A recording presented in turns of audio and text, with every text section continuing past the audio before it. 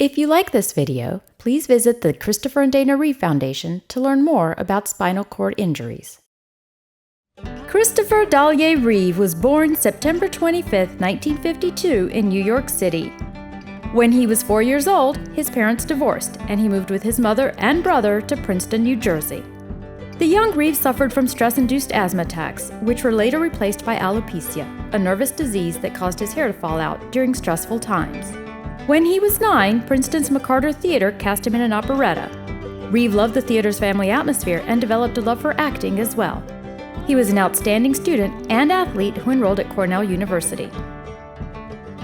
Before starting his final year at the college, Reeve decided to enroll at Juilliard. While at Juilliard, Reeve studied under famed actor John Houseman and roomed with Robin Williams. I went through a phase where I was quite tired of the academic life. I couldn't understand what I was doing, reading all these obscure subjects at college, and I thought, I want to get out and explore. In 1975, Reeve made his Broadway debut opposite Katharine Hepburn in the play A Matter of Gravity. He and Hepburn became great friends, inspiring the tabloids to speculate that the 67-year-old legend and the 22-year-old Reeve were romantically involved, which Reeve denied, saying that Hepburn probably regarded the handsome actor like a child or a grandchild. In 1977, after landing small parts in Hollywood films, Reeve was asked to audition for the role of Clark Kent, Superman, in a forthcoming film. Though Reeve was 6 feet 4 inches tall, he was very, very thin, so when he landed the role, he promptly dedicated himself to building muscle, adding 30 pounds to his thin frame. I had a rather skinny physique when I started. I went to the gym and lifted weights, and you've got to look reasonable in the costume. During filming, Reeve performed his own stunts and flew his own plane during his downtime. Released in 1978, Superman, the movie, was a huge hit and catapulted Reeve to fame, which he used to highlight charitable causes, including the Special Olympics. Karen didn't think she could ever learn to do this, but she did, and it made her happy. There's someone like Karen near you who needs your help, who needs your friendship. Please, be a Special Olympics coach.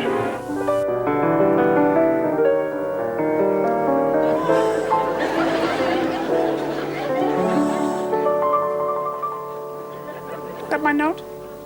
Oh, thank you. I wish that we could live up in the sky. I will build a dream house of love, dear. Oh, dear. Reeve was not only a talented pianist, he also remained an amazing athlete and was an expert sailor, skier, and pilot. In fact, he celebrated the film's success by sailing from Connecticut to Bermuda and piloting a plane across the Atlantic. I live pretty intensely, I don't like to let the grass grow under my feet. I'm not content to kind of sit around. I do very, very active things, and I also can be found sailing. I do deep water deliveries for yacht owners who don't have the time. Reeve had his choice of roles after Superman, but was determined not to be typecast. He turned down many opportunities that made other actors famous. There are times when I haven't done a movie and I thought, gee, I really wish I could have had that. And other times when the opportunity has come to me and I've turned it down, I sometimes wonder why I turned down a couple of things. I turned down American Gigolo. And I also turned down Mutiny on the Bounty with Anthony Hopkins, and Mel Gibson played it instead. And I turned down Body Heat. So I didn't think that I'd be convincing as a seedy small-town lawyer. I don't know why, I just chickened out. Reeve, a serious man, took his time to select a film that interested him. During his downtime, he and his partner, Gay Exton, had 2 children. In 1980, despite his managers' and agents' protests, Reeve chose to star in Somewhere in Time opposite Jane Seymour.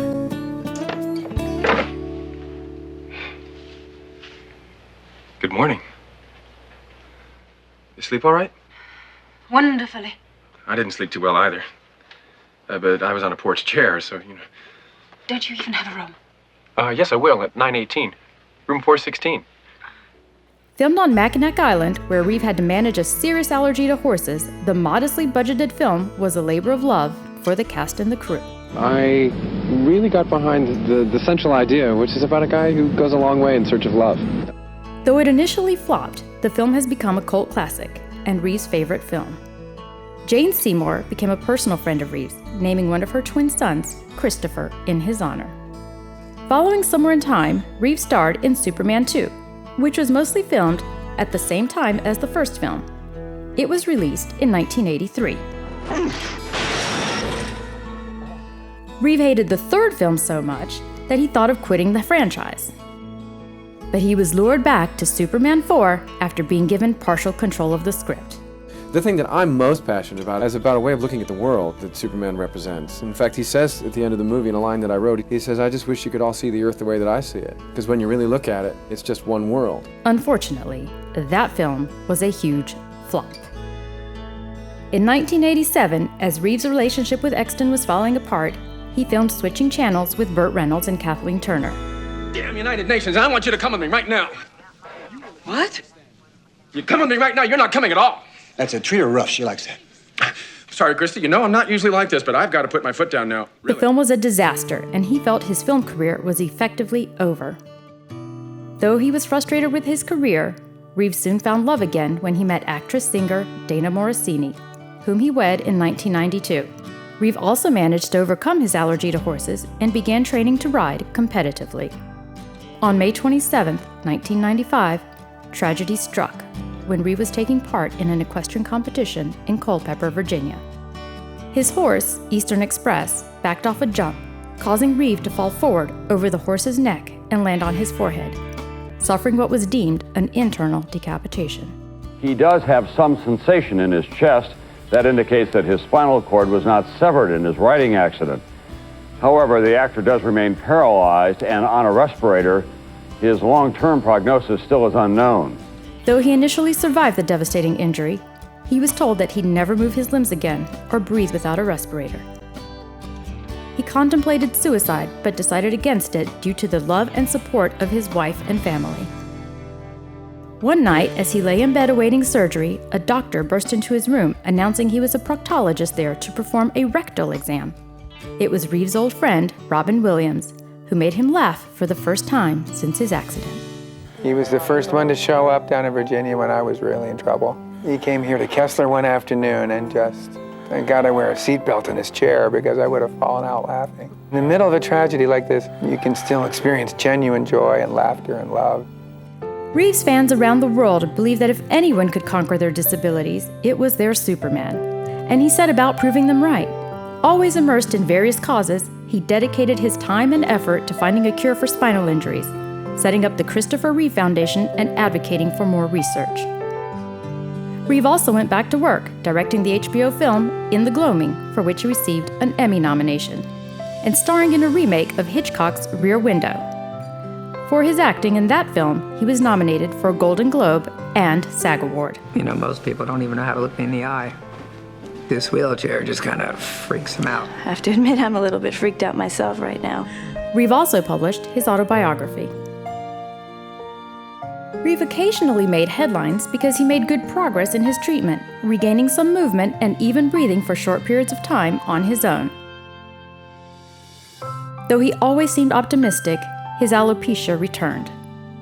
Despite his courageous, unstoppable fight to live and gain back his life, on October 10, 2004, Christopher Reeve succumbed to an infection. Fans are mourning Christopher Reeve, the actor and medical research activist. Reeve died yesterday of complications from an infection at a He was hospital north cremated, of New York and his ashes were scattered.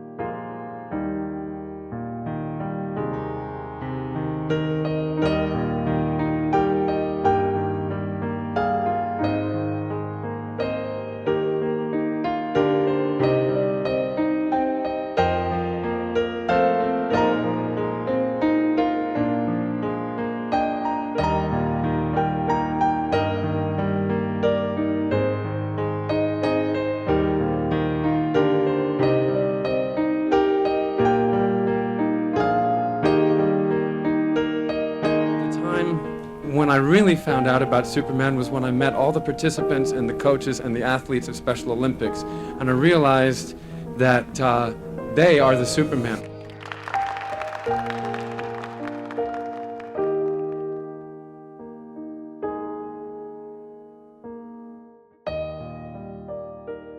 Tragically, less than a year after his death, Christopher Reeve's wife, Dana, was diagnosed with lung cancer and died of the disease on March 6, 2006. Christopher Reeve, the tall, handsome, square-jawed actor, personified Superman in every way. A true-life superhero and Renaissance man, there was nothing he couldn't do. He inspired so many people and brought such joy through his work and charitable endeavors that it's impossible to quantify how much kindness he brought into this world. His tremendous legacy continues through the Christopher and Dana Reeve Foundation, which has raised millions of dollars for spinal cord injury research.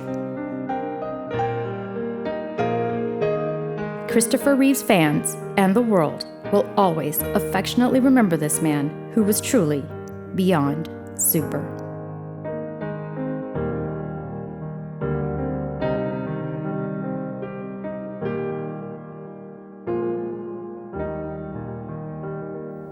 Anybody who says life's not worth living is totally wrong, totally wrong.